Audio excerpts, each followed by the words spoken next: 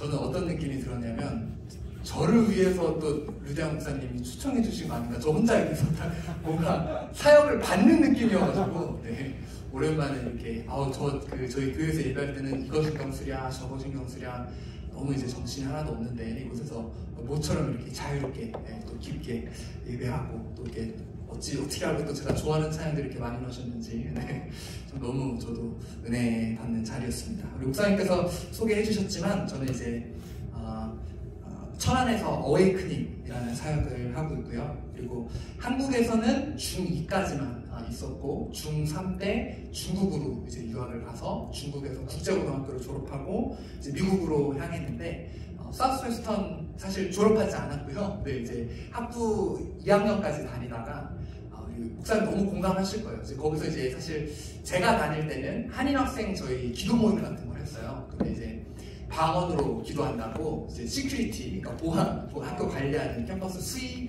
이제 그런 하시는 분이 와가지고 너네 여기 남친 내교 다니는데 어떻게 방언으로 기도하냐. 그래서 우리 한국말로 기도한 건데 그러니까 그래? 아무 말 못하고 그냥 가시더라고요. 근데 이제 항상 기도할 때도 그렇고 체프를 드려도 뭔가 감이 듣는 것 같고 그러니까 너무 공감하실 거예요. 저는 거기 있는 동안 너무 이렇게 좀 영적으로 좀 힘들더라고요. 제가 집이 기도원이에요. 그래서 맨날 저는 어렸을 때부터 방언 소리 듣고 자고, 늘 어떤 은사사역, 제 아버지가 하시는 은사사역, 치유사역, 막 이런 성령의 임재가 넘치는 곳에서 예배를 드리다가, 그걸 하니까 영적으로 너무 건조하더라고요. 그래서, 근데 이제 제가 이렇게 힘들게 또 캠퍼스 생활을 하고 있는 거를 우연히 이제 한 전도사님께서 보시고 본인이 나온 학교가 저한테 더 잘 맞을 것 같다고 그러면서 소개해 주신 게 이제 오랄 로버츠 학교였는데 그래서 이제 2학년 하면서 땡스기빙 그 추수감사절 방학 때 마침 기회가 돼서 이제 그 학교에 방문을 해서 직접 캠퍼스를 거닐고 너무 좋더라고요. 하나님의 임재하심이 가득하고 예배 드리는 데도 진짜 너무 좋고 그래서 이곳이 하나님이 부르신 곳인가 보다라는 생각이 들었지만 이제 잠깐 군대에 가서 기도하는 시간을 가지다가 그 이제 ORU로 옮겨서 거기서 이제 나머지 2년 이제 예배예술 이제 음악을 전공했습니다. 그래서 예배 음악을 전공하고 대학원까지 이렇게 잘 졸업하고 한국으로 온 지는 이제 3년 만에 되었는데 참 한국 와서 여러 가지 쉽지 않은 상황들이 있었습니다. 우선은 음식이 미국에서만큼 맛있는 음식이 조금은 덜한 것 같아요. 이제 사실 이런 미국 음식에 비해서는 한국 음식은 물론 한국이 맛있죠. 그래서 이게 보면 제가 나오기 거의 직전이에요. 사진 보면 어떠세요? 통통하지 않나요? 지금보다 15kg가 쪘을 때입니다. 15kg 차이가 나고 옆에 이제 저희 사역 로고인데 어웨이크닝 AW입니다. 어둠을 가르는 AW. 저희가 어웨이크 하면서 어둠을 가른다는 이런 사역을 한국에서 이제 하고 있는데 쉽지 않습니다. 한국에서 사역이 녹록지만은 않고 또 여러 가지 또 코로나로 인한 어려움도 겪고 저희도 그런 상황들을 이제 겪었는데 또 마침 이렇게 또 류대한 목사님하고 인연이 이렇게 돼서 또 감사하게도 이렇게 교제할 수 있는 시간이 있었고 또 이렇게 흔쾌히 오퍼를 해주셨어요. 이렇게 함께 주일에 오셔서 은혜를 나눠줄 수 있겠느냐라고 말씀하셨을 때 제가 뭐 가능합니다 라고 해서 이제 이 자리에 이제 오게 됐거든요. 그래서 이렇게 자리를 만들어 주셔서 너무 감사하고 제가 제일 늦게까지는 내일 이스바에 몇 시까지 끝내야 할까요? 저희 프리입니다. 다 괜찮으신 건가요? 네네네. 알겠습니다. 네. 그래서 하여튼 제가 이제 말씀을 나눠줄 수 있겠냐라는 요청을 해주셨을 때 제가 하나님께 기도했어요. 하나님 제가 가서 무슨 말씀을 전해야 합니까? 라고 기도하기 시작했고 하나님께서 주신 한 가지 예언적 말씀이 오늘 이 자리에 어쩌면 상처와 패배감 그리고 실패감에 낙담하고 있는 영혼이 있을 수 있다라는 마음을 주셨거든요. 근데 또 너무나도 놀란 게 찬양하시면서도 그런 내용의 이제 찬양과 선포들을 진행하셔서 뭔가 하나님 오늘 한 영 안에서 하시고 행하시고자 또 말씀하시고자 하는 게 있으신 것 같아요. 네. 평소에 말씀을 보실 때 성경을 찾아서 보시나요? 네, 그래서 오늘 제가 성경 본문을 따로 가져오지는 않았어요. 저희 아내입니다. 네, 그래서 가끔 이제 어디 설교하고 이러면 꼭 권사님들이 오셔서 결혼했냐고 며느리 삼고 싶다고 그러시는 분이 있는데 혹은 이제 또 싱글 있는 그런 데 가면 이제 또 오해하는 자매님이 있는데 the series already taken. 네, 아니, 네, 잠깐 갔습니다. 5년 반 됐어요, 결혼한 지. 네. 이렇게 저희 아내도 너무 이렇게 예배를 사모하고 하는데 오늘 같이 왔으면 너무 좋았을 텐데 지금 이제 천안에서 아직 저희도 예배 중이거든요. 이제 지금쯤 끝났을 텐데 사실 10분 전에 여기 미리 도착해서 제가 2시 10분에 도착했는데 10분 정도 유튜브로 저희 예배를 잘 드리고 있나 저 없이 드리는 첫 예배여서 조금 이렇게 불안하더라고요. 그래서 잘 하고 있나 이제 미리 이제 찬양 인도하느라 못 왔어요. 저희 사모까지 찬양 인도하고 혼자 이제 저희 누나 전도사님이 이제 말씀을 지금 전해주시고 있는 그런 상황인데 이런 환경에 낯설지 않습니다. 제가 아이고 죄송합니다. 네. 팬토리가 빼졌네요. 네, 껴주시겠습니까? CCTV로 제가 이렇게 보니까 누가 이렇게 결석했나, 이렇게 또 목사님 없다고 애들이 안 왔나, 이렇게 CCTV 보니까 제가 자리를 비운다고 얘기를 안 했는데 어떻게 알았는지 2명이 예배 드리고 있더라고요. 저희 사모 찬양인도 하고 이전팀 1명 갈아넘기고 2명 회전석에 앉아서 예배 드리고 있는데 늘 저희도 이제 뭐 들쭉날쭉합니다. 인원이 뭐 2이 예배 드렸다가 4시 예배 드렸다가 뭐 많이 오면 10명에서 이렇게 예배 드리고 뭐 그렇게 있거는 한데 그래서 같이는 못 왔지만 나중에 또 기회 되면 같이 저희 사모도 와서 한번 예배하면 너무 좋을 것 같아요. 네. 그래서 오늘 제목은 실패의 자리에서 라는 제목입니다. 함께 보실 말씀은 여호수아 8장 1절에서 8절인데 제가 인용 구절만 갖고 오고 본문을 가져오지 않았어요. 사실 원래 저희 교회에서 예배 드릴 때는 제가 늘 성경책을 갖고 오든지 앱에 이렇게 노트를 꼭 하라고 이렇게 이야기를 해서 사실 저는 성경구절 전체를 띄우는 거를 별로 안 좋아하는 사람입니다. 그래서 오늘 이렇게 좀 성경구절 같이 좀 찾아보고 또 하나님께서 말씀하시는 것 같은 구절 밑줄도 치고 동그라미도 치고 하면서 같이 함께 말씀을 좀 나눴으면 좋겠습니다. 여호수아 8장 1절에서 8절 말씀 같이 한 절씩 교독하시고 8절 같이 읽을까요?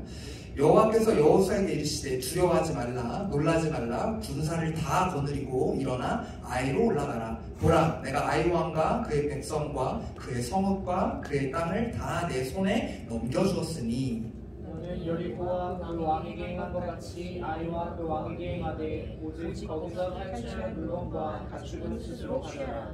너는 정말 성평할지니 불지라.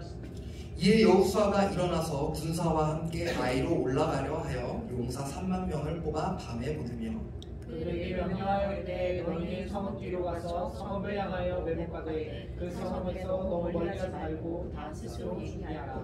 나와 나를 따르는 모든 백성은 다 성읍으로 가까이 가리니 그들이 처음과 같이 우리에게로 쳐 올라올 것이라.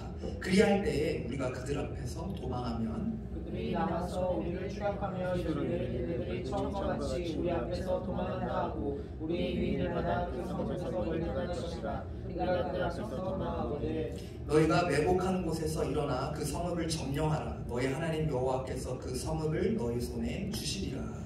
너희가 그 성읍을 취하거든 그것을 불살라 여호와의 말씀대로 행하라. 보라 내가 너희에게 명령하였느니라 하고 우리 잠깐 한 번 더 같이 기도하시겠습니다. 하나님 감사합니다. 오늘 이렇게 귀한 은혜의 자리에 또 불러주시니 얼마나 감사한지 모르겠습니다. 하나님 이 자리에 혹시 실패 가운데 낙담 가운데 쓰러져 지쳐있는 영혼이 있습니까? 하나님 그 영혼 주님께서 위로하여 주시고 하나님 우리가 지금 이 시즌의 우리의 삶에서 어떻게 믿음으로 반응하길 원하시는지 혹은 앞으로 올 그 실패에서 우리가 어떻게 믿음으로 반응해야 하는지 이 시간을 통해서 우리에게 말씀하여 주시옵소서. 하나님 한 주간 세상을 향했던 우리의 시선을 들어 주님을 바라봅니다. 주님의 음성을 듣겠습니다. 우리의 영의 귀를 열어주시고 우리의 영안을 열어주셔서 나의 시선과 나의 모든 삶과 나의 그 모든 것을 주님께 조정하는 시간 되게 하여 주시옵소서. 주님 부족한 앞에 섰사오니 종의 입술을 주관하여 주시옵시고 사람의 말이 아닌 오직 성령께서 주관하시는 말만 주님 전하게 하여 주시옵소서. 감사드리며 이 모든 말씀 예수 그리스도의 이름으로 기도드렸습니다. 아멘. 네, 여러분 좀 전에 말씀드린 것처럼 누구는 실패에 쓰러져 있는 경우도 있고 또 누구는 돌파되지 않는 상황 가운데 답답한 분도 계실 수 있고 또 누구는 만사형통한 분도 계실 수 있으시겠지만 우리가 인생을 살면서 때론 실패와 패배를 경험하는 시즌이 분명히 있다라는 거예요. 여기서 제일 젊으신 분이 누구시죠? 네.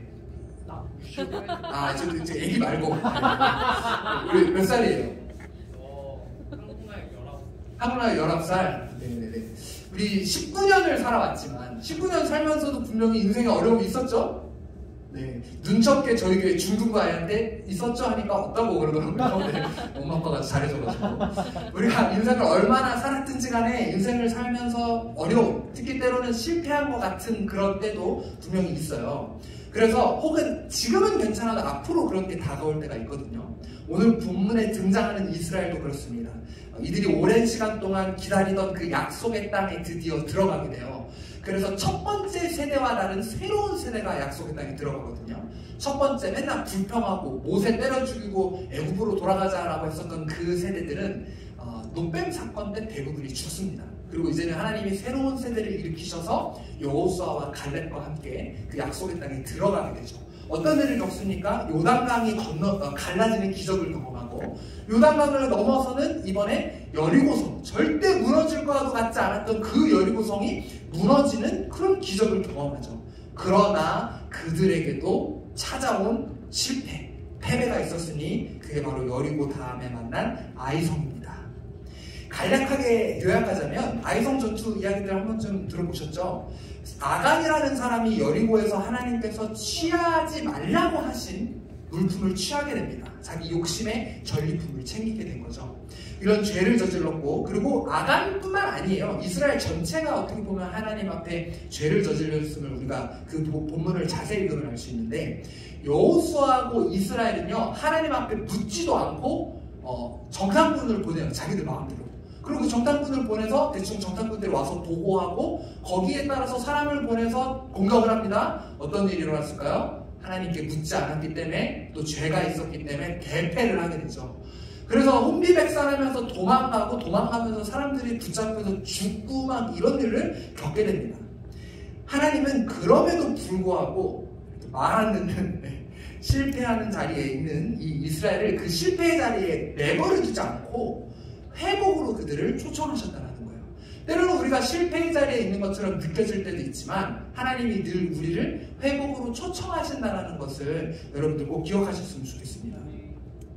우리도 마찬가지죠. 인생을 살면서 때로 겪고 있는 혹은 앞으로 겪게 될 실패와 패배 가운데 주님이 회복으로 초청하신다는 것을 마음에 오늘 새겼으면 좋겠는데요. 여러분, 이 실패의 자리에 남아있지 말고 다시 주님께로 나아오라고, 그리고 하나님이 우리를 실패가 아니라 성공으로, 패배가 아니라 승리로 이끄신다는 약속을 우리에게 주십니다. 자, 그럼 우리는 이 실패의 자리에 머물러 있는 것이 아니라 어떻게 반응해야 할까요? 때로 내가 실패하고 낙담하고 쓰러져 있을 때 물론 하나님을 바라봐야 하지만 좀 구체적으로 어떻게 반응해야 할지 오늘 본문을 통해서 함께 나누고자 합니다. 자, 먼저 첫 번째 우리 같이 한번 읽을까요? 실패의 자리에 있을 때 시작! 최선을 다하라. 여러분, 우리는 실패의 자리에 있을 때 최선을 다해야 합니다. 아간이 이 지은 죄의 문제를 해결하고 회개한 이스라엘과 여호수아에게 하나님께서 말씀하시는데, 오늘 본문 1절 다시 한번 같이 읽어볼까요? 오늘 본문 1절입니다. 시작! 여호와께서 여호수아에게 이르시되 두려워하지 말라, 놀라지 말라. 군사를 다 거느리고 일어나 아이로 올라가라. 보라, 내가 아이 왕과 그의 백성과 그의 성과 그의 땅에 다 내 손에 넘겨주었으니.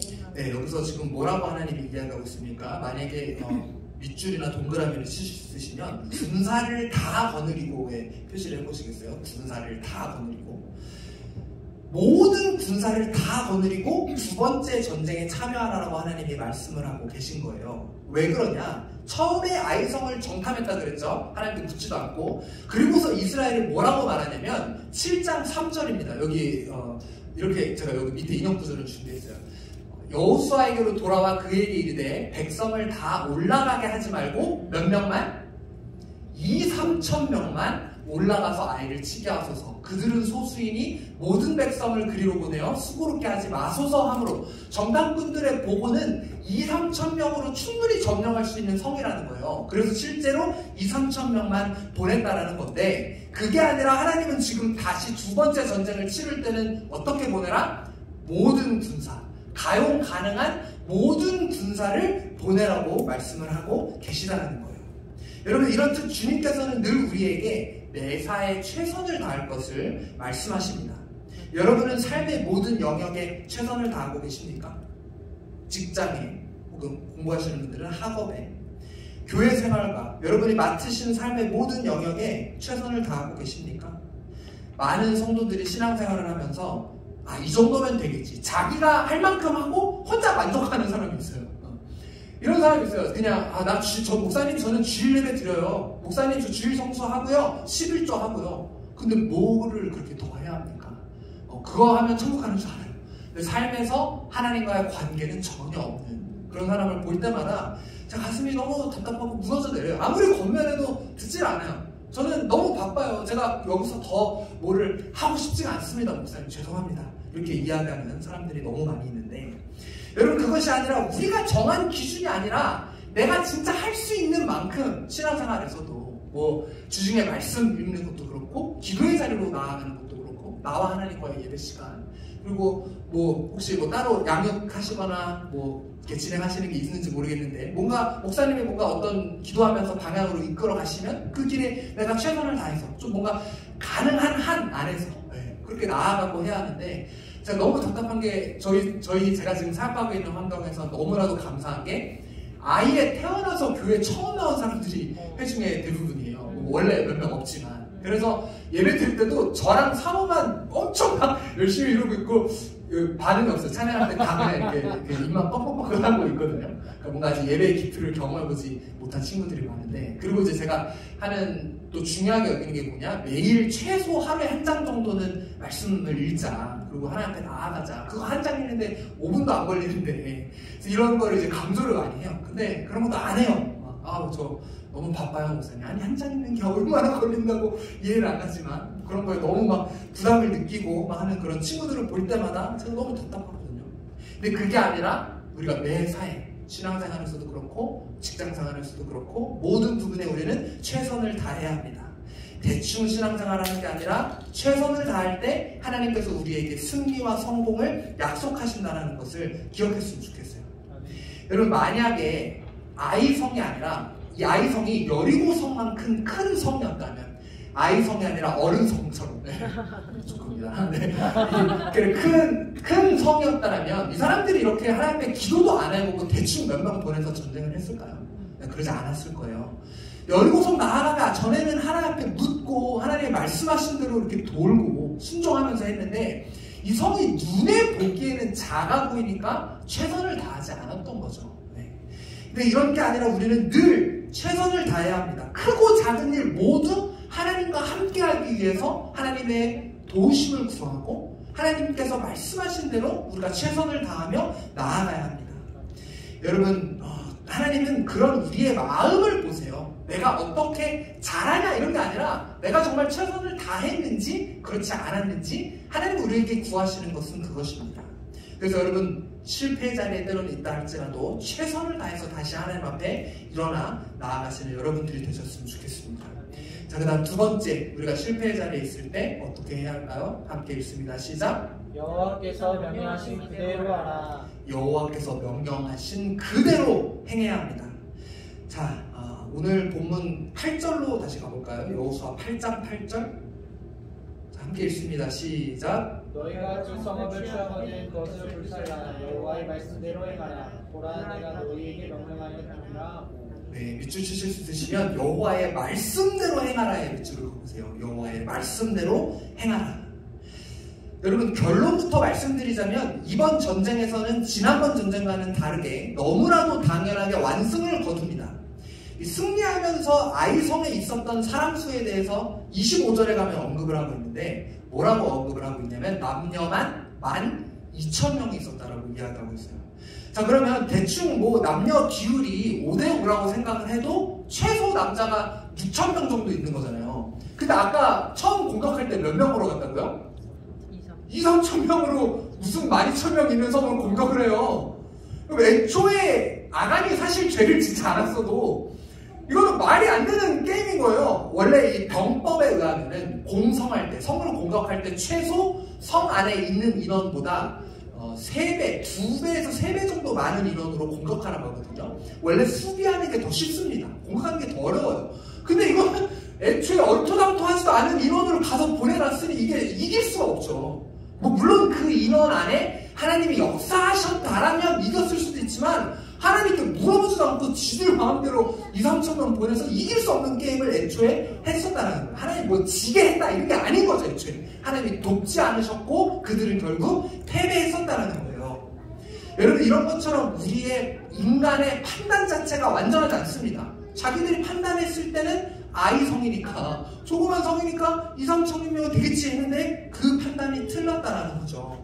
하지만 하나님의 판단은 어떨까요? 완전하십니다. 그렇기 때문에 우리는 하나님께서 명령하신 그대로 행해야 돼요. 놀라운 거는요, 오늘 이 여호수아 8장 이야기를 쭉 보면 하나님이 그래서 직접 전략까지 짜주십니다. 3절 이하부터 쫙 그 전략이 나오는데 요약을 하면 이렇습니다. 매복 작전을 이들이 해요. 그래서 3만 명을 성 뒤쪽, 성 북쪽으로 보내놓습니다. 그러고는 5천 명을 성의 서쪽으로 보내놓고 이제는 여호수아가 처음에 공격했을 때처럼 3천 명 정도의 인원을 가지고 성 중앙으로 쳐들어갑니다. 근데 이제 공격을 하다가 아이성 사람들이 반격하는 것을 받고 수태하는 척을 해요. 미끼 역할을 하는 거죠.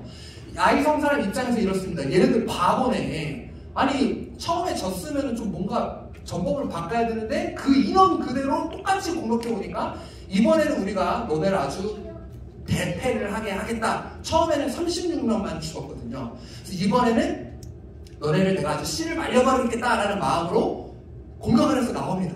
쫓아나오죠. 아주 죽이려는 기세로 나오는데 여호수아가 계속 수진하면서 도망가다가 하나님께서 명령하신 그 시기에 사인을 보내요. 사인을 보내니까 어떤 일이 일어나냐? 북쪽에 매복하고 있었던 그 3만 명이 이제 들어와서 성을 차지해요. 이 사람들이 얼마나 정신없이 나갔냐면 여기 본문에 성문을 열고 나갔다고 이야기하거든요. 우리 여기 형제님들 혹시 스타크래프트 해보셨죠? 전문 용어로 뭐라고 합니까? 빈지털이. 저글링 한 부대 불해놓고 이제 기다리고 있다가 이제 다 나머지 보내는 것처럼 빈집털이 하는 거예요. 집이 빈집을 이제 털이 한다는 거죠. 이 사람들이 다 쫓아서 여호수아 3,000명 죽이자고 나간 그 성에 3만 명이 들어가서 성을 점령을 하고 그리고는 그 시기에 이제는 서쪽에서 나머지 있었던 5천 명이 밀고 들어옵니다. 그럼 아이성 사람들은 어떻게 됩니까? 이 사람들 중앙에 낑기는 거예요. 이 성을 점령하고는 위에서는 낑기죠. 밑에서는 도망가던 여호수아가 3천 명이랑 다시 뒤돌아서서 공격을 하죠. 그러고 막 주위를 둘러보니까 어떻게 된 거예요? 둘러싸인 거예요. 적군한테. 샌드위치 전법이라고 하죠. 낑긴 거예요. 와, 저는 요거를 보면서 너무 흥분되더라고요. 이게 눈에 딱 그려지면서 야, 이게 얼마나 장관이었을까. 이 아이성 사람들이 그렇게 둘러싸였을 때 얼마나 황당하고 어이가 없었을까. 아주 자기들이 이기는 줄 알고 쫓아나갔는데 웬 여기 사방팔방에서 동서남북에서 사람들이 튀어나와가지고 둘러싸였으니 얼마나 이게 황당하고 그랬을까라는 이런 생각이 들었거든요. 근데 여러분 혹시 몇 달 전에 개봉했었던 영화 중에 한산이라는 영화 혹시 아십니까? 네, 보셨어요? 네, 저희 아버지가 이순신을 너무 좋아하셔가지고 제가 가족끼리 같이 가서 이 한산이라는 영화를 봤는데 이게 실제 있었던 일이죠. 한산 대첩 이야기를 담고 있는데 지나간 것 같네요. 네, 한산 대첩 때 어떤 일이 있었냐? 실제 이게 영화에서 각색한 게 아니라 실제로 이순신이 한산에서 하깃진이라는 전법을 펼쳤습니다. 하깃진이 뭐냐? 학이 날개를 펴듯이 가만히 이렇게 있다가 배가 쫙 이렇게 펼쳐지는 거예요. 그래서 이 영화를 보게 되면 이 처음에 이걸 연습을 많이 해요. 연습을 한 다음에 실전에 나섰을 때 적장이 사실 만만치 않은 승리를 많이 한 사람이었군요. 변요한 배우가 연기를 했죠. 그래서 변요한이 쫓아가지 말라 그래요. 근데 이제 처음에 오늘 본문에서처럼 안성기 배우가 미리 미끼 역할을 하러 일본군에 쳐들어가거든요. 배 몇 척이. 그러니까 갔는데 공격을 하다가 이제 후퇴하는 척을 합니다. 이제 후퇴를 하는데 일본 장수가 쫓아가지 말라 그래요. 그 변요한이. 근데 말 안 듣는, 꼭 우리가 말 안 듣는 사람 있잖아요. 이 일본군 중에 말 안 듣는 사람이 아니다. 내가 친구가 죽었는데 그 애를 복수를 해야 된다 이래가지고 그 배를 쫓아가요. 안성기를. 그러니까 이 배가 쫓아가니까 이 일본 본군도 어쩌지 못하고 그냥 같이 쫓아나오는 거예요. 쫓아나오면서 원거리 공격을 막 퍼붓습니다. 그래서 이 안성기가 탄 배가 막 부서지고 사람이 막 다치고 이래요. 이걸 보고 있는 다른 장군이 이순신한테 얘기해요. 장군, 지금 공격을 해야 합니다. 저 이렇게 가만히 있다가 저 사람들 다 죽고 저희도 지금 질 수 있으니 지금 공격하셔야 합니다. 이렇게 이야기하거든요. 근데 이순신이 아직 때가 아니다. 이렇게 이야기를 해요.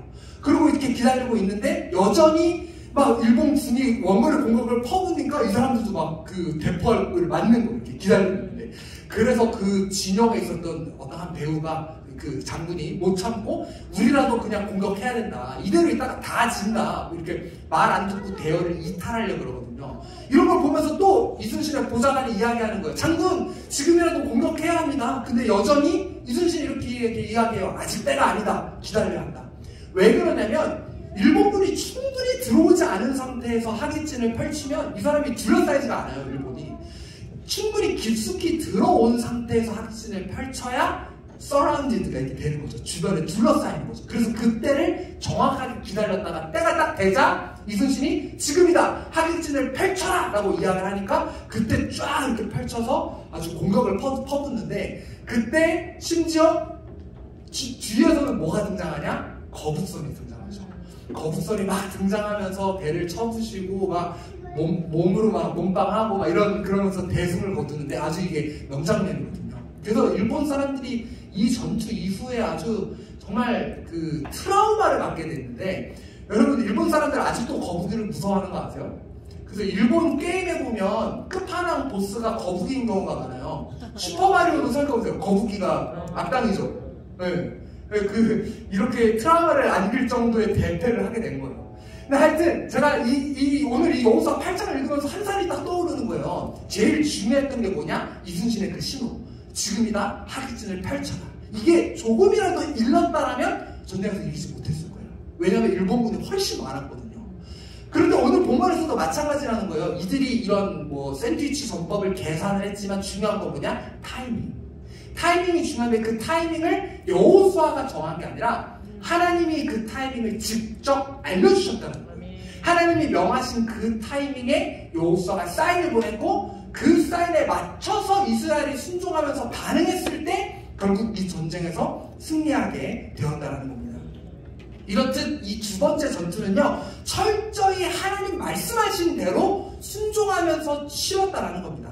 심지어 이후에 이 아이성 왕을 사로잡아서 죽여요. 그런데 제가 어렸을 때 중국 영화를 많이 봤거든요. 중국 영화 보니까 적군의 거기는 이제 머리를 베가지고 성 앞에다 걸어놓더라고요. 그러면 밤에 갑자기 까마귀가 날아와서 까! 그러면서 눈을 파먹는 그런 장면을 본 게 이제 너무 뇌리에 깊게 이제 박혀서 기억이 나는데, 그래서 이제 이때 당시에는 그런 게 흔했다라는 거죠. 적장에 어떤 그런 시체나 머리를 문 앞에 걸어두는 거. 근데 재밌는 것은 아이성 왕의 시체를 성문 앞에 걸어두고는 해가 지니까 그 시체를 다시 번거롭게 내려요. 왜 그러냐? 신명기의 시체에 대한 규례를 보면 너희가 아무리 때려 죽일 만한 나쁜 놈을 만나서 그 사람이 죽이게 되는 일을 겪어도 시체를 결코 해가 질 때까지는 위에 매달아두지 말아라 라는 이런 말씀이 있거든요. 그래서 이런 사소한 부분까지도 다 말씀에 순종하면서 이번 전쟁을 치렀다라는 거예요. 여러분, 이런 것처럼 하나님이 우리와 함께 하시고 그분이 직접 이끄시려고 하실 때 그분은 우리에게 구체적인 이런 디테일한 계획으로 우리를 이끌어 주십니다. 내 힘으로 하려고 했었던 과거의 실패는 뒤로하고, 여러분 주님의 함께 하심을 이제는 좀 기대하십시오. 주님의 직접적인 계획을 기대하십시오. 그럴 때 하나님께서 그분의 계획으로 완전하게 우리를 이끌어 주십니다. 나의 계획이 아니라 하나님의 계획. 아멘. 우리 잠언 16장 9절 말씀 같이 한번 읽어볼까요? 시작. 사람이 마음으로 자기의 길을 계획할지라도 그의 걸음을 인도하시는 이는 여호와시니라. 아멘. 여러분, 우리가 아무리 백날 이런 계획 저런 계획 세워봤자 되는 건 없어요. 그 걸음을 인도하시는 이는 하나님뿐입니다. 아멘. 제가 이거 너무나도 저도 공감이 가는 게, 제가 처음에 붙은 꿈을 안고 어떤 하나님께서 저에게 주신 비전이 있어요. 그래서 저는 미국에서 뭐가 여건이 안 돼서 한국에 나온 게 아니거든요. 미국에서 그래도 나름 규모 있는 교회에서 너무 사역을 잘하고 있고 열매들도 보고 있었어요. 거기도 막 처음에 제가 부임했을 때 청년들이 100명 정도 됐는데 기도 모임 하자고 하면 2명 오고 뭐 성경 뭐 묵상 나눔 하자 그러면 한 명 오고 막 그랬거든요 처음에.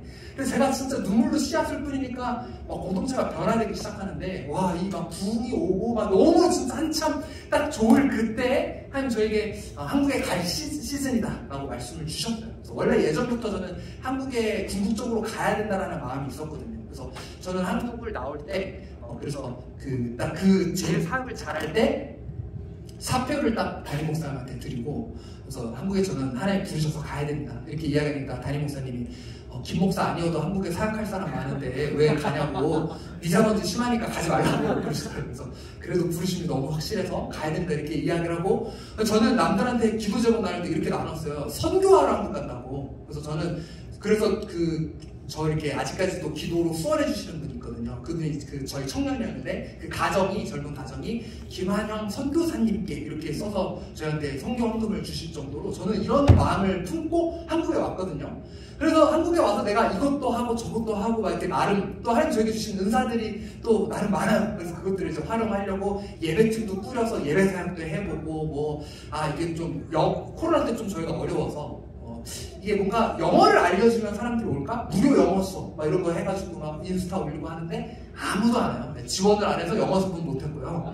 예배 사역 하다가 예배팀은 다 교회를 나가버려가지고 지금 저 혼자 건반 치면서 찬양하고 있는데 뭔가 제가 계획하고 하려고 하는 건 안 되더라고요. 그래서 저희도 주일 오후 2시에 이제 젊은 세대 예배 따로 이렇게 저희가 예배를 드리는데 그렇게 막 찬양팀 빵빵하고 막 저희 막 풀세션 하고 막 편곡해서 하고 할 때는 아무도 안 오다가 그래서 뭐 요즘 혼자 제가 건반 치면서 찬양하거나 기타 치면서 찬양하는데 이상하게 인스타그램 보고 뜬금없이 사람이 누가 오고 그러니까 내 계획이 아니라 하나님이 그냥 알아서 그냥 해주시더라고요. 그래서 물론 그렇다고 제가 노력을 안 하는 게 아니라 아까 말씀하신 대로 1번 뭐 최선을 다하라. 그럼에도 불구하고 저는 최선을 다해요. 최선을 다하면 열심히 하는데 제가 계획한 건 안 되더라고요. 하나님이 계획하신 건 하나님이 문을 열어가시고 하나님 조금씩 일해가심을 요즘 조금 아직은 더 좀 뭔가 돌파가 좀 이루어져야 되는데 그래서 요즘 좀 그런 부분들을 보고 있습니다. 그래서 여러분 이런 것처럼 우리의 계획이 아니라 하나님의 계획 하나님께서 명령하신 그대로 행하면서 그분의 계획을 쫓아가십시오.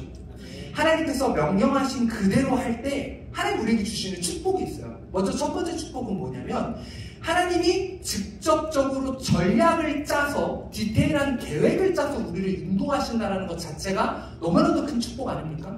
온전하지 않은 인간의 계획이 아니라 하나님의 계획 그것 자체가 축복이에요. 근데 하나 더 축복이 있는데 그게 뭐냐면 바로 전리품입니다. 전리품이 뭐냐? 전쟁에서 이기고 쟁취하는 그 성 안에 있는 물품이잖아요. 자, 오늘 다시 본문으로 가서 2절 말씀 한번 읽어주시겠습니까? 시작. 너는 여리고와 그 왕에게 행한 것 같이 아이와 그 왕에게 행하되 오직 거기서 탈취할 물건과 가축은 스스로 가지라. 너는 아이성 뒤에 병을 들지라 하시니. 물이 여기 있어. 네. 그래서 이 2절 말씀을 보면 하나님께서 뭘 주시고 있는 겁니까? 오직 거기서 탈취할 물건과 가축은 스스로 가지라. 그러니까 전리품을 가지라 라고 하나님께서 말씀을 하셨다는 거죠. 자, 그런데 지금 이 시점에서 제일 억울한 사람이 있어요. 누구게요? 이 시점에서 제일 억울한 사람. 네? 맞습니다. 전리품을 챙겼다가 죽은 사람. 아간. 네. 자기만 죽은 게 아니라 가족들도 다 죽고 심지어 이스라엘 전체가 전쟁에서 지게 되잖아요. 뭐 때문에? 전리품 챙겼다가. 근데 이게 무슨 말이냐면 하나님이 전리품을 안 주려고 했다는 게 아니에요. 주려고 한 거예요 이미. 근데 원래 제일 첫 것, 땅의 첫 소산은 하나님의 것 아닙니까? 그래서 이들이 약속의 땅에 들어가서 요단강을 건너고 처음 그 맞닥뜨린 거대한 성 여리고에서 나오는 전리품만큼은 하나님께 바쳐라. 내가 그것을 가지고 그리고 그 이후에 아이성만 있는 게 아닙니다. 다른 성들도 많아요. 그 성들을 가면서 이들이 전리품을 마음껏 취할 수 있었다는 거예요. 근데 그게 아니라 못 기다리고 하나님이 취하지 말라고 하는 그 물품 하나님께서 명령하신 그대로가 아닌 자기 뜻을 따라가지고 전리품을 취했기 때문에 결국 그런 불쌍한 일을 아간은 겪었다는 거죠. 여러분 이렇듯 기다리면 하나님의 때에 하나님 다 알아서 주십니다. 우리가 못 기다려서 문제예요 사실. 그렇죠? 여러분 혹시 몇 년 전에 베스트셀러였었던 마시멜로 실험 혹시 아세요? 마시멜로 이야기? 미국에서 행해졌었던 실험인데요. 그래서 심리학 그리고 교육학에서 굉장히 유명했었던 실험입니다. 그래서 한국에도 뭐 마시멜로 이야기 이렇게 책 번역돼가지고 베스트셀러에 올라와 있는 걸 제가 몇 년 전에 본 것 같은데, 이게 무슨 실험이냐면 어린 아이에게 마시멜로를 하나 주고 이렇게 이야기합니다. 어른이 내가 15분 뒤에 올 테니 네가 15분을 기다리면 내가 돌아와서 마시멜로 2개를 주겠다, 이렇게 이야기를 하고 나가요. 아이가 이제 테이블에 앉아서 15분을 기다립니다. 시간을 째깍째깍 하죠. 요거를 이렇게 보고 있다가 냉큼 먹는 친구도 있었고요. 또 이렇게 보고 있다가 조금씩 눌러보고 그 냄새도 맡아보고 하다가 못 견뎌서 먹는 친구도 있고, 또 그래도 이렇게 또 어른이 그렇게 이야기했으니까 믿고 기다렸다가 끝까지 마시멜로 먹지 않고 어른이 왔을 때 보상을 받았었던 이런 어린이들도 있었거든요. 그래서 이 실험에서 이야기하는 게 뭐냐, 어떤 사람의 인내력에 대해서, 그리고 인내력과 성공에 대한 어떤 이런 상관관계에 대해서 이야기를 하고 있거든요. 그래서 이거를 뭐 10년 정도, 15년 정도 흐른 뒤에 이 아이들이 어떻게 살고 있나 알아보니까, 기다려서 마시멜로 2개를 먹었었던 아이들이 미국의 수능 시험이죠. SAT 점수가 높았고 좋은 대학에 진학했으며 좋은 직장에 취업해서 잘 살고 있더라라는 게 이제 이 시험의 결과로 그렇게 이제 제가 들었는데, 물론 뭐 최근에 이 실험이 뭐 틀렸다 어쩌다 뭐 말이 많아요. 근데 뭐 이것도 우리가, 왜냐면 틀렸다라는 부류의 사람들의 이야기가 뭐냐, 이게 어른의 관계가 영향을 미친다라는 거예요. 어른이 안 좋은 어른들을 보아온 아이들은 자기의 인내력과 상관없이 이 마시멜로를 먹었다라는 거예요. 이게 아이의 인내력과 상관없이. 근데 관계가 있는 어른이 와서, 왜냐면 이게 지금 모르는 어른이 와서, 관계가 없는데 제가 아이에게 지금 뭐 너 기다려 한다고 기다리겠어요?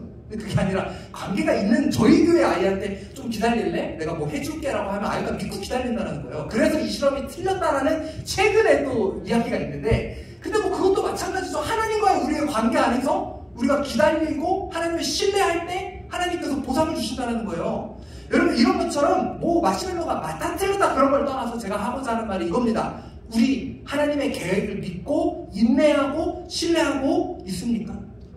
하나님의 때에, 하나님의 방법으로 하나님이 어련히 해주시는데, 아간처럼 그걸 못 참고 내가 나서서 어떻게든 하려고, 내가 이거 지금 이 시즌에 안 하면 어떻게 될 것처럼 이렇게 행하고, 청년들한테 제가 권면해도 마찬가지. 지금 이 시즌에 너가 취업하고 좋은 직장 가서 돈 많이 버는 게 지금 중요한 게 아니라 하나님과의 관계가 먼저야. 그게 결여되는데 그 좋은 직장 가서 뭐해? 백날 권면해도 목사님 이거 지금 취직 안 하면 안 돼요. 지금 주식 여기 투자 안 하면 안 돼요. 지금 막 얘들이 아무리 말을 해도 들어먹질 않아요. 왜? 자기 눈앞에 있는 것만 바라보기 때문이에요. 하나님의 온전하신 그 계획 안에서 더 큰 것을 바라보지 못하기 때문이죠. 그런데 우리가 그럴 때가 많다는 거예요. 저도 마찬가지예요. 저도 그럴 때가 있다는 거예요. 우리의 인생에서 하나님의 때를 기다리고 그분의 명령에 순종한다는 게 때로는 마치 손해보는 것처럼 느껴질 때도 있죠. 이거 기다린다 그래서 놓치는 거 아니야? 이거 기다린다 그래서 뒤처지는 거 아니야? 뭐 이런 생각을 할 때가 있습니다. 그런데 여러분, 우리가 하나님께서 명하신 대로 행할 때 하나님의 때에 하나님이 놀라운 축복으로 우리에게 갚아주신다는 거 꼭 기억하셨으면 좋겠습니다. 우리가 나서서 할 필요 없어요. 하나님 때에 우리가 최선을 다할 때, 전제조건입니다. 또 이렇게 얘기 듣고 아무것도 안 하는 사람들 있어요. 그게 아니라 하나님의 때에 우리가 최선을 다할 때 놀라운 축복으로 갚아주신다는 거. 아멘. 자, 그럼 세 번째, 실패의 자리에 있을 때 우리는 어떻게 해야 할까요? 자, 함께 읽어주십시오. 시작. 여호와께서 말씀하신 즉시 일어나 행하라. 아멘. 여호와께서 말씀하신 즉시 일어나 행해야 합니다. 자, 1절 3절 말씀 한번 보세요. 여호와께서 여호와에게 이르시되 두려워하지 말라, 놀라지 말라, 군사를 다 거느리고 일어나 아이로 올라가라.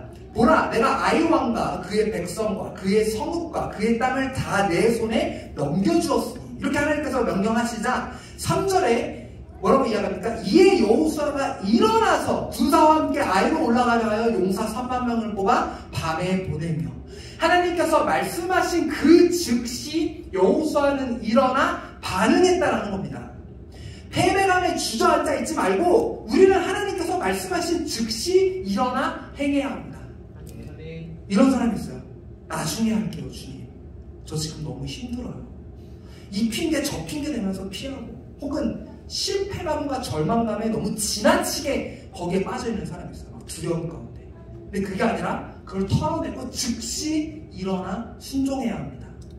여러분, 여호수아가 지금 이 본문에서 만약에 바로 일어나 공격하지 않고 지체했었더라면 다른 일이 벌어졌을지도 몰라요. 왜 그러냐면 이 지금 이스라엘 사람들은 처음 두 번째 세대가 처음 겪은 실패거든요. 아이성 전투가 첫 번째 세대와 다르게 이 두 번째 세대가 처음 겪은 이 실패, 첫 실패는 더 크게 와닿잖아요. 많이 넘어져 본 사람이야 뭐 털고 일어나도 처음 넘어진 사람은 그렇게 크게 와닿는다는 거예요. 그래서 만약에 여호수아가 지체했더라면 그 패배와 절망감이 온 이스라엘을 집어삼켰을 거예요. 그래서 이게 막 이 두려움이, 왜 전쟁에서 두려움은 군사들에게 역병과도 같은 존재입니다. 그래서 이 사람들이 전쟁을 계속할 수 없고 전투불능 상태에 이르렀을 수도 있어요. 심지어 여호수아도 굉장히 두려웠었던 것 같아요. 다시 1절에 보세요. 여기 뭐라고 이야기하고 있어요? 여호와께서 여호수아에게 이르시되 두려워하지 말라, 놀라지 말라. 안 두려운 사람한테 두려워하지 말라고 안 한다는 거죠. 저 안 두려운데요, 하나님. 그게 아니라 여호수아도 지금 마음 가운데 두려움이 있었다라는 거죠. 아니, 저 쪼까란 성, 아니 아이성 그냥 이길 줄 알았는데 기도도 안 해도 이거 웬걸 졌잖아요. 하나님 함께 하셔서 다 승승장구할 줄 알았는데 웬걸 지금 전쟁에서 패배를 한 거죠. 그런데 여호수아는 모세의 보좌관이었습니다. 예전 세대들의 반응을 보면 이게 더 왜 여호수아가 좀 두려웠냐가 이해가 가는 게, 걸핏 타서 뭐가 잘못만 되면 첫 번째 세대는 뭐라 그랬냐? 모세 때려 죽이고 애국으로 돌아가자. 그러니까 지금 그게 자기가 될까봐 지금 두려운 거야. 야, 얘네들 또 나한테 그러면 어떡하지? 야, 이러면서 마음 가운데 굉장히 두렵고 또 이 패배했다라는 사실에 굉장히 놀랐다는 거죠. 그런 여호수아에게 하나님이 두려워하지 말라, 놀라지 말라. 먼저 여호수아의 그 마음을 잡아주셨다는 거예요. 내가 너와 함께한다. 두려워하지 말라. 두려움이 아니라 나에게로 나아오라 라고 하나님께서 말씀하셨다는 거죠. 자, 그리고 심지어 하나님께서 여기 그 1절 제일 뒤에 한번 보세요. 보라, 내가 아이왕과 그의 백성과 그의 성읍과 그의 땅을 다 내 손에 어떻게 했다? 주었으니 넘겨주었으니. 네. 넘겨줄 것이니? 넘겨줄 것이니가 아니라 넘겨주었으니. 네, 과거형이죠. 영어로 봐도 과거형이 쓰여져 있어요. 이미 우리에게 주신 거예요. 영어 NIV에 뭐라고 써있냐면 For I have delivered. have 플러스 이거 뭐예요? 완료형이네. 완료형. 이미 끝난 거예요. 그 제가 히브리어로 읽어보니까 히브리어 성경에도 이미 그 완료형이 쓰여졌더라고요. 네. 그러니까 무슨 말이냐? 두려워하지 마. 이미 네 손에 줬어. 끝난 거예요. 게임 끝. 너 손에 줄 게가 아닌 이미 주신 것. 이미 그 손에 하나님이 맡기셨다라고 이해하고 계신 겁니다. 그렇기 때문에 이미 맡겨주셨는데 더 이상 지체할 게 뭐가 있습니까? 이제는 일어나 하나님 앞에 나아가야 할 때라는 것이죠. 여러분, 저는 어렸을 때부터 늘 뭔가 리더의 자리에 있었거든요.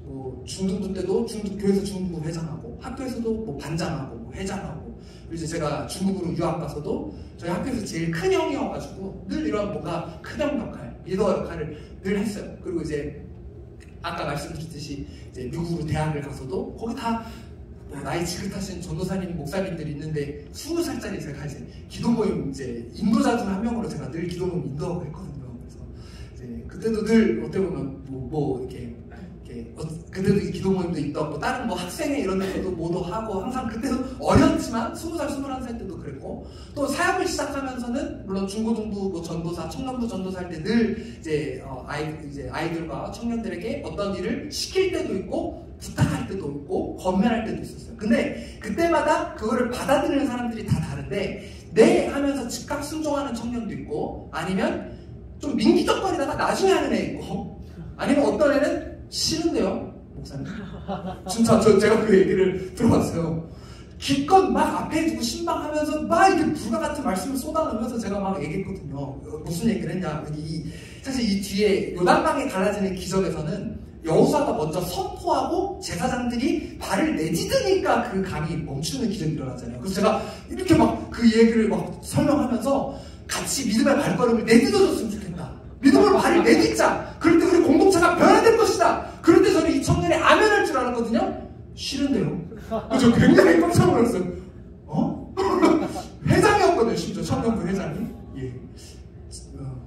지금은 교회 나갔어요. 예. 저희 교회 이제 청년부 회장이었었던 친구인데 제 마음이 이럴 때 막 무너지고 그렇지만 뭐 어쨌든 그게 중요한 게 아니라 하여튼 막 이런 청년도 있고 뭐 각양각색의 청년들이 있었죠. 근데 아무래도 이 사람의 마음이란 게 기쁨으로 바로 즉각 네 하면서 순종하는 사람한테 더 마음이 갈 수밖에 없더라고요. 물론 제게 맡겨진 그 양들을 다 동일하게 사랑하고 품으려하고 저도 그 청년들을 골고루 이름 불러가면서 기도하지만 더 네 하면서 나오는 그 청년이 기도할 때 더 생각나고 조금이라도 더 기도하게 되고 뭐라도 더 챙겨주게 되고 아무래도 그렇게 되더라고요. 하물며 하나님의 마음은 어떨까요? 물론 우리 모두를 동일하게 사랑하십니다. 어디 가서 이상한 소리 하시면 안 돼요. 김한영 목사가 누구는 사랑 안 한다 하더라 이런 얘기 하시면 안 되고 우리를 동일하게 사랑하십니다. 하지만 즉각적으로 순종하는 자는 더 많은 사랑을 누릴 수밖에 없어요. 더 많은 축복을 누릴 수밖에 없어요. 그렇잖아요. 나중에 순종하는 사람은 시기적으로도 늦고 받을 때 적다라는 거예요. 근데 그게 아니라 그 즉시 일어나 순종하는 사람에게 오는 더 큰 축복이 있다는 겁니다. 여러분 이런 즉각 순종하라, 즉시 순종하라, 일어나 행해라 이런 말씀을 전할 때 마음 가운데 나름 은혜를 받고 꼭 이렇게 생각하는 사람이 있어요. 아 지금 12월 달이니까 이번 달까지만 나 하던 대로 하고 내년부터 좀 뭔가 하나님께 순종해야겠다. 새해 다짐으로 그렇게 해야겠다. 이런 사람들이 있어요. 그게 아니라 즉각. 혹시 오늘 말씀을 들으면서 하나님께서 주시는 어떤 말씀이 있으십니까? 어떻게 행해라. 혹은 하나님과의 관계 가운데 어떻게 더 나아가라. 예를 들면 뭐 더 기도의 자리로 나오라던가 뭔가 하나님 주시는 어떤 그런 말씀이 있습니까? 여러분 이게 웬 생각이 하나 지금 바빠 죽겠는데 무시하지 마시고 그 말씀을 듣고 그 즉시 일어나 행하셔야 합니다. 다음 주부터 다음 달부터가 아닌 지금 이 순간부터 그렇게 우리가 즉시 일어나 행할 때 하나님께서 놀라운 축복으로 우리와 함께 하신다는 겁니다. 여러분 하나님께서는 패배가 아니라 승리로 우리를 부르시고 계십니다. 믿으십니까? 아멘. 자 그런데 제가 오늘 이 아이성 전투에 대한 말씀을 준비하면서 한 가지 제 눈에 들어온 사실이 있었어요. 그게 뭐냐면 여리고성 전투와 아이성 전투의 차이점이 있는데 첫 번째 전투 빼고 아이성의 두 번째 전투도 하나님이 함께 하셔서 승리하시게 하는 전투였잖아요. 근데 여리고성처럼 아이성도 그냥 돌고 함성 지르고 무너뜨릴 수 있는 거 아닌가요? 하나님 그렇게 승리하게 하실 수 있잖아요. 근데 왜 아이성 때는 그렇게 하지 않고 이 사람들이 전투를 이렇게 준비해서 이런 복잡한 과정을 거쳐서 승리하게 하셨을까요? 한번 생각해본 적 있으세요? 왜 그러냐면 차이점은 이렇습니다. 여리고성 이후에 일어날 일들, 아간의 어떤 죄, 이스라엘 가운데 들어온 그 죄의 문제, 여호수아와 이스라엘 공동체도 마찬가지로 하나님 앞에 묻지 않고 자기들 멋대로 정탐꾼을 보내고 자기들 멋대로 전쟁을 치는 죄, 이 두 번째 세대, 실패하지 않았던 두 번째 세대에게 지금은 죄가 들어왔다는 거예요. 불순종이 들어왔다는 거예요.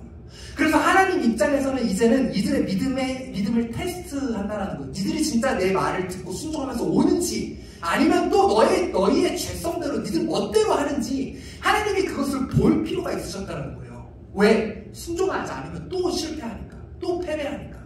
여리고성처럼 그냥 이기게 해주시지 않은 이유가 뭐냐면 이제는 믿음의 결단이 수반되어야 하기 때문입니다. 뭐 때문에? 죄 때문에. 아멘.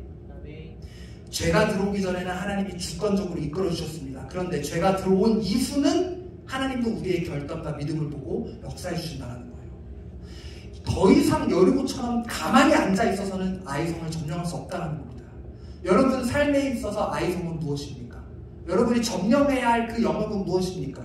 어떤 여러분의 불신앙입니까? 신앙의 연약함입니까? 어떤 신앙적인 또 성적인 나태함입니까? 게으름입니까? 과거에 받은 어떤 상처의 문제입니까? 반복적인 죄의 문제입니까? 여러분 절대로 이런 것들은요 가만히 앉아서 해결할 수 없다는 거예요. 믿음의 결단 없이는 승리를 경험할 수 없습니다. 제가 이런 류의 설교를 많이 하거든요. 결단해서 함께 나아갑시다. 하나님께 더 열심으로 나아갑시다. 근데 꼭 이럴 때마다 초치는 사람이 있어요. 아니 목사님 뭐 자꾸 그렇게 하라 그래요. 저희 교회도 있거든요. 이걸 저희 그 청년회 보지 않겠죠? 이렇게 얘기하는 거예요. 아니 하나님이 우리를 사랑하셨고 우리를 자녀 삼으셨는데 아니 자녀가 자녀됨을 누리기 위해서 뭘 맨날 해야 되냐고. 그냥 그걸 누리면 되는 거 아니냐고. 하나님 사랑 안에서 사랑을 누리고 그냥 내가 그 안에 그냥 있으면 그냥 가만히 있어도 하나님 어련히 승리케 해주시는 거 아니냐고 그렇게 늘 이야기를 하거든요. 제가 백날 설명해도 못 알아듣는데 맨날 하는 설명이 이거예요. 혹시 그렇게 생각하시는 분 있습니까? 물론 맞죠. 우리가 하나님과의 자녀됨의 관계를 우리가 누릴 때 승리에 허락해 주시는데 문제는 뭐냐? 아까 제가 말씀드린 게 뭐예요? 이제는 믿음의 결단이 수반되어야 이유가 무엇 때문이라고 그랬죠? 죄가 들어왔기 때문에. 자, 근데 생각해 보시죠. 아담과 하와가 선악과를 먹기 이전에는 하나님과 함께 그 동산에서 거닐었어요. 죄가 없었기 때문이죠. 근데 그들이 선악과를 먹는 불순종을 저지른 이후에 어떻게 됐습니까? 여전히 그 관계 안에는 있지만 이제는 이전과 차이점이 있을 수밖에 없다는 거예요. 이제는 내 죄성을 쫓는 것이 아니라 이제는 믿음으로 결단하고 하나님을 섬기는 결정을 해야 된다는 거예요. 가인과 아벨도 그런 차이점이었잖아요. 아벨은 하나님 앞에 더 마음의 제사를 올려드리는 믿음의 결단을 했던 반면에 가인은 그렇지 않았었다는 거죠. 여러분, 우리 안에 있는 이 죄성이 하나님의 자녀됨 안에 있게 내버려두지 않아요.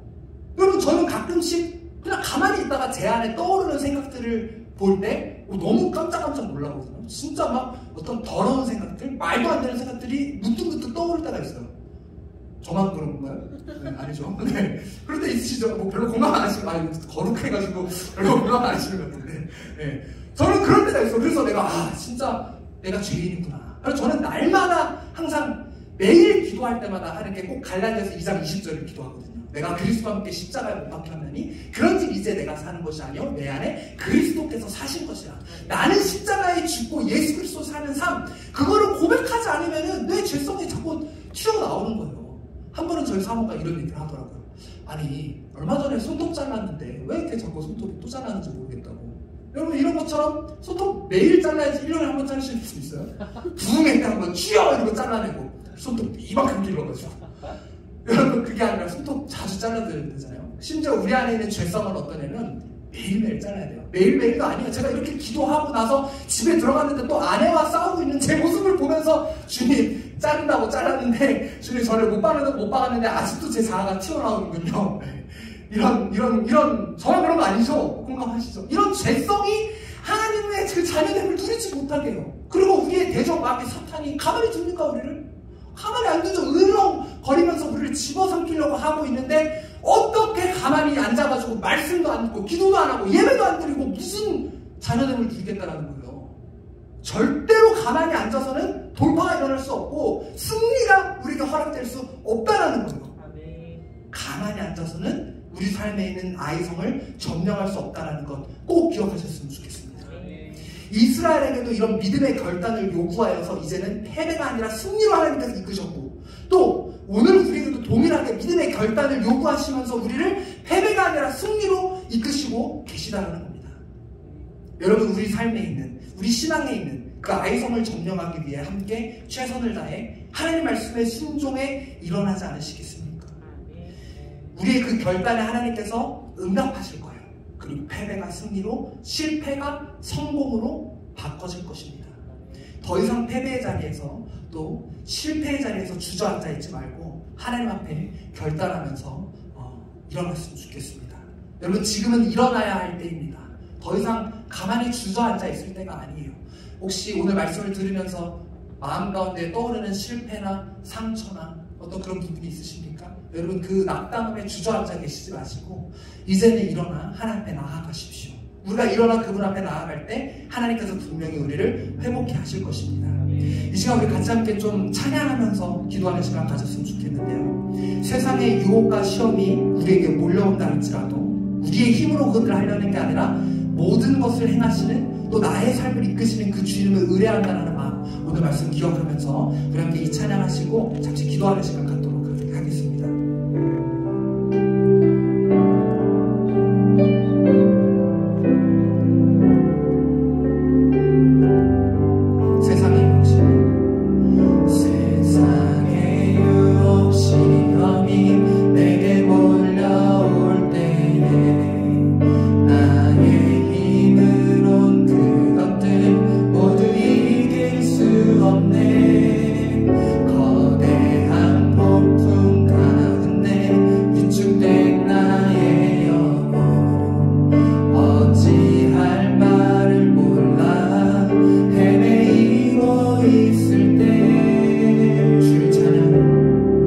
줄 찬양,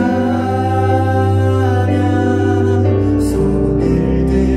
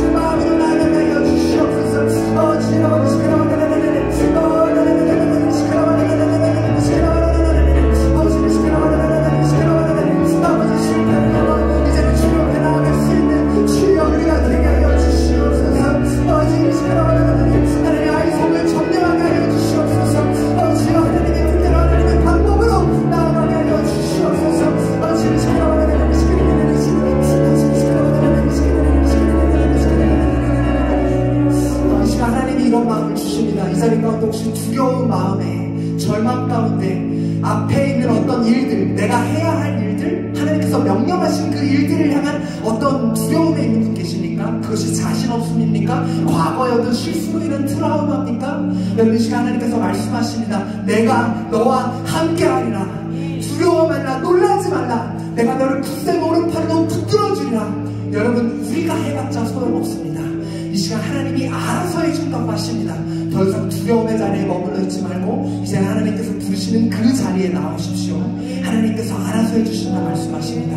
이 시간 우리 마음 가운데 있는 혹 자리 잡고 있는 두려움이 있다면, 하나님께서 행하실 그 일을 향한 불확실함, 믿지 못함, 신뢰하지 못함이 있다면 이 시간 그런 마음 하나님께 좀 고백하며 나아갔으면 좋겠습니다.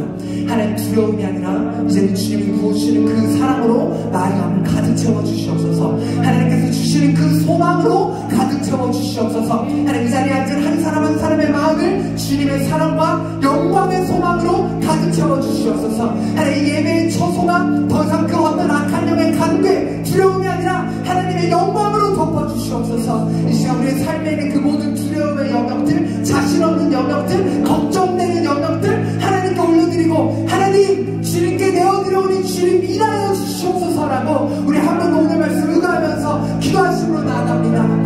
주여, 모든 두려움을 주님께 드려오며 나아갑니다. 주여, I surrender everything to you, God. 주여, 하나님, 이제는 주님 나를 성립케 하신 그 주님을 바라며 나아가게 하소서. 주님, 하나님의 자신 없음이 아니라, 하나님을 신뢰하지 못하는 것이 아니라, 아버지, 이제는 주님을 바라며 나아갑니다. 보라, 내가 새 일을 행하리라.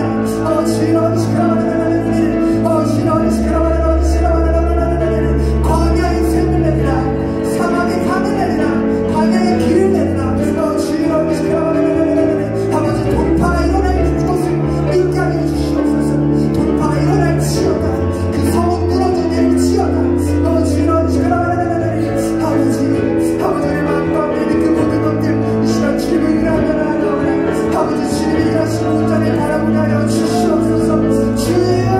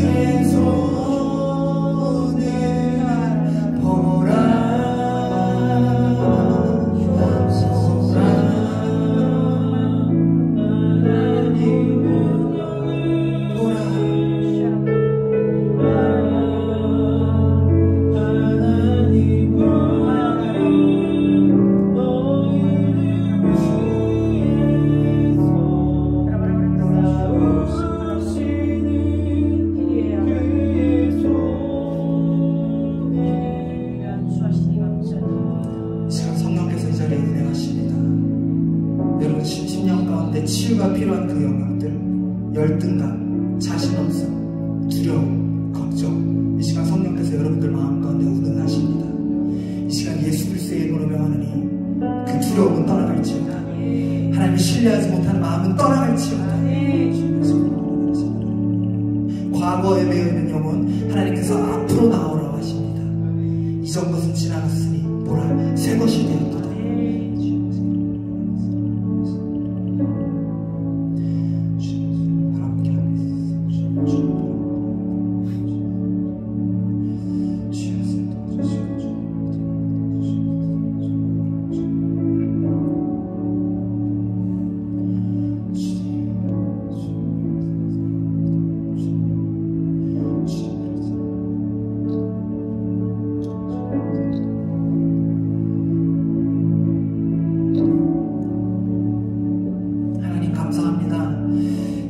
우리의 모든 마음에 있는 그 걱정과 근심들, 절망감들 하나님 앞에 내어놓으며 나아갑니다. 하나님 우리를 실패의 자리에 절대로 내버려 두지 아니하심을 우리 가슴에 새깁니다. 그리고 이제는 우리가 주저앉아 가만히만 있는 것이 아니라 하나님 우리가 믿음으로 결단하여 그 아이성을 향하여 나아갑니다. 하나님 이제는 내 가운데 흘러들어온 이 죄와 불순종과 연약함이 있지만 하나님 내가 주님의 말씀에 순종하며 나아갈 때 하나님 그 모든 것들이 돌파될 줄 믿습니다.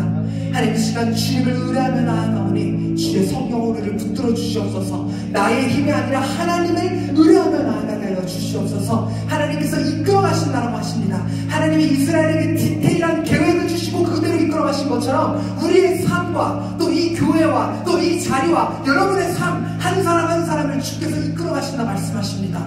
하나님 이제는 내 힘과 뜻이 아닌 하나님만 의뢰하며 나아가